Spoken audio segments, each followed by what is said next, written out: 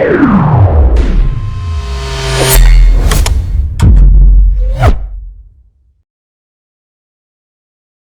കൂട്ടുകാരെ, ഇന്ന് നമ്മുടെ ക്ലാസ്സിൽ നമ്മൾ പറയുന്നത് 6ാം ക്ലാസ്സിലെ മലയാളം കേരള പാഠാവലിയിലെ 1ാമത്തെ അധ്യായം ചിത്രവർണ്ണങ്ങൾ എന്ന് പറയുന്ന ഈ പാഠഭാഗത്തെ കുറിച്ചാണ്. അതിൽ താഴേക്ക് പോന്നാൽ ഒരു ചിത്രം എന്ന് പറയുന്ന ഒരു കവിത നമുക്ക് കാണാൻ കഴിയും. ഒരു ചിത്രം എഴുതിയിരിക്കുന്നത് വള്ളത്തോൾ നാരായണ മേനോനാണ്. വള്ളത്തോളിന്റെ സാഹിത്യമഞ്ജരി 1ാം ഭാഗത്തിൽ നിന്ന് എടുത്തതാണ് ഈ കവിത. ഈ കവിത നമ്മൾ വായിച്ചതാണ്. ഈയിതു കങ്കുരാൻ കുഞ്ഞിരാത്തൻ കുഞ്ഞിക്കയ്യിൽ ചെറിയ പാൽപാത്രവുമായി എന്ന് പറയുന്ന ഉണ്ണിക്കണ്ണൻ പാല് കിട്ടുന്നതിന് വേണ്ടി പശുവിനെ കറക്കുന്ന അമ്മയുടെ അടുത്ത് വന്നു നിൽക്കുന്ന ഭാഗമാണ് ഉള്ളത്. അത് മനോഹരമായി വള്ളത്തോൾ വർണ്ണിച്ചിരിക്കുന്നു. അതിലെ ടെക്സ്റ്റ് ബുക്കിലെ പ്രവർത്തനങ്ങളാണ് നമ്മൾ ഇന്ന് പരിചയപ്പെടുന്നത്. ഇതിൽ 1ാമത്തെ പ്രവർത്തനം വായിക്കാം പറയാം എന്ന് പറയുന്ന ഈ പ്രവർത്തനമാണ്. വായിക്കാം പറയാം. അത് 1ാമത്തെ പറഞ്ഞിരിക്കുന്നത് നീയതോ കാൺക, കവി ആരെയാണ് ചൂണ്ടിക്കാണിച്ചു തരുന്നത്. നീ ഇത് കാണാൻ എന്ന് പറഞ്ഞ്, കാണുക എന്ന് പറഞ്ഞ് കവി ആരെയാണ് ചൂണ്ടിക്കാണിച്ചു തരുന്നത് എന്നാണ് ചോദിക്കുന്നത്. അതിന്റെ ഉത്തരം പശുവിനെ കറക്കുന്ന അമ്മയുടെ വലതുഭാഗത്ത് ചാരി നിൽക്കുന്ന ഉണ്ണിക്കണ്ണനെ ചൂണ്ടിയിട്ടാണ് കവി നീ ഇത് കാണുക എന്നു പറഞ്ഞു തരുന്നത്. അപ്പൊ ഉണ്ണിക്കണ്ണനെ ചൂണ്ടിയിട്ടാണ് നീ ഇത് കാണുക എന്ന് കവി നമ്മോട് പറയുന്നത്. 2ാമത്തെ ചോദ്യം, ബാലന്റെ ചുണ്ടിൽ പുഞ്ചിരി വിടരാൻ കാരണമെന്ത് എന്നാണ് ചോദിക്കുന്നത്. ബാലന്റെ ചുണ്ടിൽ പുഞ്ചിരി വിടരാൻ കാരണമെന്ത്? ചെറിയ കുട്ടിയാണ് ബാലൻ എന്ന് പറയുന്നത്. ആ കുട്ടി ആരാന്ന് നിങ്ങൾക്ക് ഉണ്ണിക്കണ്ണനാണ്. അമ്മ കറന്നെടുത്ത ഇളം ചൂടുള്ള പാൽ ഉണ്ണിക്കണ്ണന്റെ കയ്യിലിരിക്കുന്ന പാത്രത്തിൽ പകർന്നു കൊടുത്തപ്പോഴുണ്ടായ സന്തോഷത്താലാണ് ബാലന്റെ ചുണ്ടിൽ, ഉണ്ണിക്കണ്ണന്റെ ചുണ്ടിൽ പുഞ്ചിരി വിടർന്നത്. അമ്മ കറന്നെടുത്ത പാല് ഉണ്ണിക്കണ്ണന്റെ പാത്രത്തിൽ ഒഴിച്ചു കൊടുക്കുമ്പോഴാണ് ബാലന്റെ ചുണ്ടിൽ പുഞ്ചിരി വിടർന്നത്. 3ാമത്തെ ചോദ്യം, ഈ കുഞ്ഞിനെ ആർക്കും എടുത്ത് ഉമ്മ വച്ചിടുവാൻ തോന്നുന്നത് എന്തുകൊണ്ടാവാം? നമുക്കറിയാം, ആ കഥാഭാഗത്ത് ഉണ്ണിക്കണ്ണന്റെ സൗന്ദര്യത്തെക്കുറിച്ചും വാത്സല്യം തോന്നുന്ന അഴകിനെ കുറിച്ചൊക്കെ വർണ്ണിക്കുന്നുണ്ട്. ആർക്കും വാത്സല്യം തോന്നുന്ന അഴകാണ് ആ കുഞ്ഞിന് ഉള്ളത്. താമരയിലെ പോലെ മനോഹരമായ കണ്ണുകൾ, എപ്പോഴും സന്തോഷത്തിൽ നിൽക്കുന്ന കണ്ണാണ്. സന്തോഷമാണ് ആ മുഖത്തെപ്പോഴും ഉണ്ടാവുക. അങ്ങനത്തെ ഒരു മനോഹര മുഖം കണ്ടാൽ അമ്മക്ക് മാത്രമല്ല ഏതൊരാൾക്കും എടുത്ത് ഉമ്മ വെക്കാൻ തോന്നും.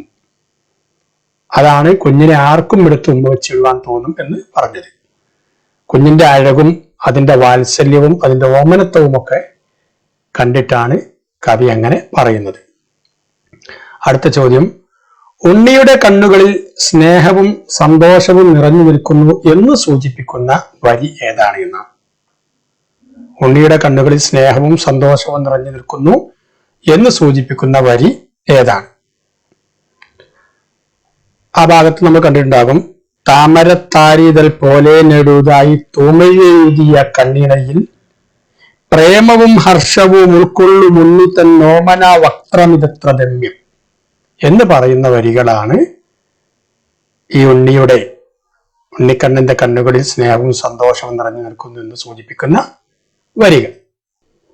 അടുത്ത പ്രവർത്തനം പദപരിചയം എന്ന് പറയുന്ന പ്രവർത്തനമാണ്. പദപരിചയം. ഇവിടെ കുറച്ച് പദങ്ങൾ, കുറച്ച് വാക്കുകൾ കൊടുത്തിട്ടുണ്ട്.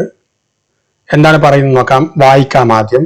മെയ്യ്, പൈക്കറ, വ്രാതം, പ്രീത, ചേലുറ്റ, പാലഞ്ചും, തഞ്ചുക, ഹർഷം, വക്ത്രം, ലാവണ്യം, ദുഗ്ധം എന്നീ പദങ്ങൾ വരുന്ന വരികൾ കണ്ടെത്തുക. ഈ പറഞ്ഞ പദങ്ങൾ, വാക്കുകൾ വരുന്ന വരികൾ കണ്ടെത്താനും ഈ പദങ്ങളുടെ അർത്ഥം ഊഹിച്ച് പറയുക, നിഘണ്ടു നോക്കി പറയുക. രണ്ട് രീതിയിൽ പറയാം. സ്വന്തം നിലയിൽ ഊഹിച്ച് പറയാം, എന്നിട്ട് നിഘണ്ടുവിൽ നോക്കി ആ പറഞ്ഞത് ശരിയാണോ എന്ന് ഉറപ്പുവരുത്താം. ഈ പ്രവർത്തനമാണ് ഇവിടെ ചെയ്യാൻ വേണ്ടി പറഞ്ഞിരിക്കുന്നത്. നമുക്ക് ഓരോ പദവും ഒന്ന് പരിചയപ്പെടാം. മെയ്യ്.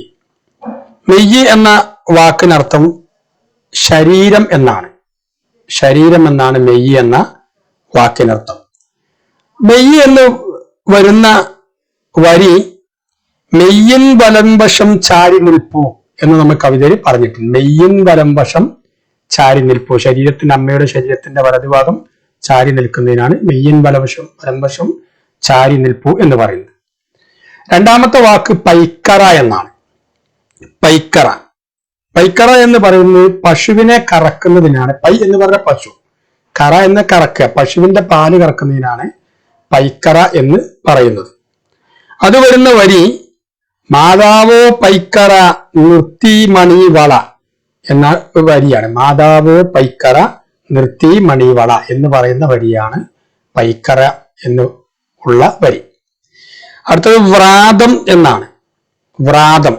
വ്രാതം എന്ന് പറഞ്ഞാൽ കൂട്ടം എന്നാണ് വ്രാതം എന്ന വാക്കിന്റെ അർത്ഥം. ഇവിടെ കൂട്ടം എന്നുകൊണ്ട് ഉദ്ദേശിക്കുന്നത് ഉണ്ണിക്കണ്ണൻ അണിഞ്ഞ രത്നം പതിച്ച വളകളുടെ കൂട്ടത്തെയാണ് ഇവിടെ വ്രാതം എന്നതുകൊണ്ട് ഉദ്ദേശിക്കുന്നത്.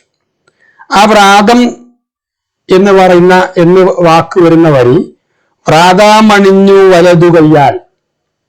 വ്രാതമണിഞ്ഞു മണിഞ്ഞ വലതു കയ്യാൽ, വ്രാതം മണിഞ്ഞ വലതു കയ്യാൽ എന്ന് പറയുന്ന വരിയാണ്. അടുത്തത് പ്രീത എന്ന വാക്കാണ്. പ്രീത എന്ന് പറഞ്ഞാൽ പ്രീതി എന്നൊക്കെ നമ്മൾ പറയാറില്ല. പ്രീത സന്തുഷ്ട എന്നാണ് പ്രീത എന്ന വാക്കിന്റെ അർത്ഥം. സന്തുഷ്ട. അത് വരുന്ന വരി പ്രീതയായി കോൾമയിർ കൊണ്ടിടുന്നു. പ്രീതയായി കോൾമയിർ കൊണ്ടിടുന്നു എന്ന് പറയുന്ന വരിയാണ്. അടുത്തത് ചേലുറ്റ എന്ന് പറയുന്ന വാക്കാണ്. ചേല് എന്ന് പറഞ്ഞ മനോഹരം. ചേലുറ്റ എന്ന് പറഞ്ഞ മനോഹരമായ എന്നാണ് അർത്ഥം. ആ ചേലുറ്റ എന്ന് പറയുന്ന വാക്ക് വരുന്ന വരി ചേലുറ്റ പാത്രത്തിലമ്മ നറു ചൂടും. ചേലുറ്റ പാത്രത്തിലമ്മ നറു ചൂടു എന്ന് പറഞ്ഞിട്ട് ഒരു വരിയുണ്ട്. അതാണ് ചേലുറ്റ. അടുത്തത് പാലഞ്ചും എന്ന വാക്കാണ്. പാല് അഞ്ചും. പാലഞ്ച് എന്ന് പറഞ്ഞാൽ പാലുപോലും തോൽക്കുന്ന എന്നർത്ഥാണ് പാലഞ്ചും എന്ന വാക്കിനർത്ഥം. പാലഞ്ചും എന്ന് പറഞ്ഞാൽ പാലുപോലും തോൽക്കുന്ന, പാലിനേക്കാളും എന്നൊക്കെ നമ്മൾ പറയില്ലേ, അതിനാണ്. അപ്പൊ അത് പറയുന്ന വരിയാണ് പാലഞ്ചും പുഞ്ചിരി തഞ്ചിടുന്നു. പാലിനെ പോലും തോൽക്കുന്നത്ര മനോഹരമായ പുഞ്ചിരി എന്നാണ് പാലഞ്ചും പുഞ്ചിരി. ഇനി തഞ്ചുക എന്ന വാക്കാണ്. തഞ്ചുക എന്ന് പറഞ്ഞ തങ്ങുക എന്നാണ് അർത്ഥം. തങ്ങുക. അത് വരുന്ന വാക്ക് നേരത്തെ പറഞ്ഞ വരി തന്നെയാണ്. പാലഞ്ചും പുഞ്ചിരി തഞ്ചിടുന്നു. അടുത്തത് ഹർഷം. ഹർഷം നേരത്തെ നമ്മൾ പഠിച്ചു. ഹർഷം എന്ന് പറഞ്ഞാൽ സന്തോഷം എന്നാണ്. ഹർഷം, ഹർഷാരവം എന്നൊക്കെ നമ്മൾ പറയാറില്ലേ. ഹർഷം. ഹർഷം എന്ന് പറഞ്ഞാൽ സന്തോഷം. അത് വരുന്ന വരിയാണ് പ്രേമവും ഹർഷവും ഉൾക്കൊള്ളു മുന്നിത്തൻ എന്ന് പറയുന്ന ഒരു വരിയുണ്ട്. പ്രേമവും ഹർഷവും, അതാണ് ഹർഷം എന്ന വാക്കിന്റെ അർത്ഥം സന്തോഷം. അടുത്തത് വക്ത്രം എന്നാണ്. വക്ത്രം എന്ന് നമ്മൾ കേട്ട പദമാണ്. വക്ത്രം എന്ന മുഖം എന്നാണ് അതിന്റെ അർത്ഥം. അത് വരുന്ന വരിയാണ് ഓമന വക്രാമിതത്ര രമ്യം. ഓമന വക്രാമിതത്ര രമ്യം എന്ന് പറയുന്ന വരിയാണ് വക്ത്രം. അടുത്തത് ലാവണ്യം എന്നാണ്. ലാവണ്യവും ഭംഗി എന്ന വാക്കിനെ എന്ന അർത്ഥത്തെ സൂചിപ്പിക്കുന്ന ലാവണ്യം എന്ന് പറയുന്നത് ലാവണ്യ ദുഗ്ധം കടഞ്ഞെടുത്തിയിടിന. തൂവണ്ണ തമ്പുരാൻ വയ്ക്കുന്നവരിന് മുമ്പിലല്ലേ. ലാവണ്യം എന്ന് പറയുന്ന ലാവണ്യ ദുഗ്ധം കടഞ്ഞെടുത്തിയിടിന എന്ന് പറയുന്ന ആ വരിയാണ് ലാവണ്യം. അത്തരത്തിൽ ദുഗ്ധമുണ്ട്. ദുഗ്ധം എന്ന വാക്കിന്റെ അർത്ഥം പാലെന്നാണ്. അത് ഈ വരി തന്നെയാണ്. ലാവണ്യ ദുഗ്ധം കടഞ്ഞെടുത്തിയിടിന. ഈ രണ്ടു വാക്കും ഒരു വരിയിൽ തന്നെയാണ് വരുന്നത്.